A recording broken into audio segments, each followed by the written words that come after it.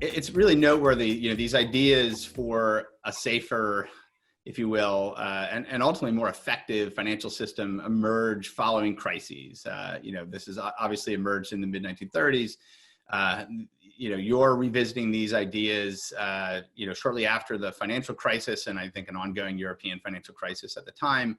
And I think once again, we're now needing to look at these questions again.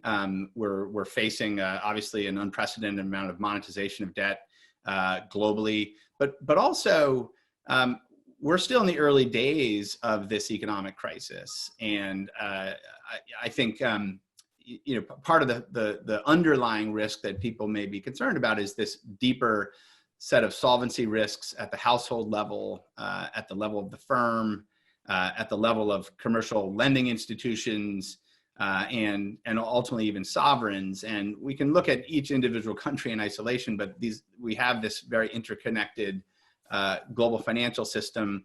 I saw the European banking authorities actually yesterday, published their view that they think most banks will be okay right now with their stress tests. Maybe there's going to be some that don't have quite as strong loan books.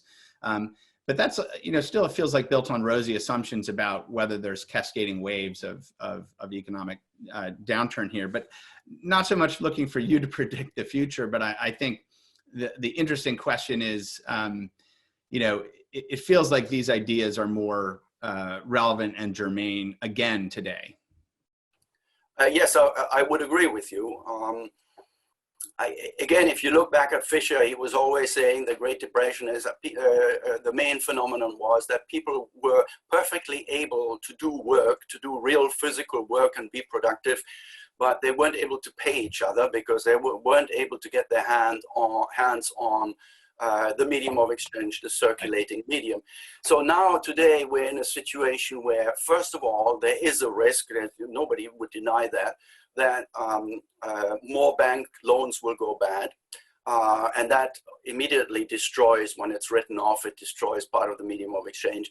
There is the risk that banks will lend less because they're nervous. Obviously, central banks are trying to steer against that, but there is that underlying risk. That also destroys the medium of exchange. There's also a third one that I am exploring in a recent paper with Xuan Wang from the University of Oxford, is that banks' net interest margins are very compressed because of the low interest environment that we already have, and that is further reducing banks' incentives to lend because they can't make that much money on lending. Why lend when it's not very profitable?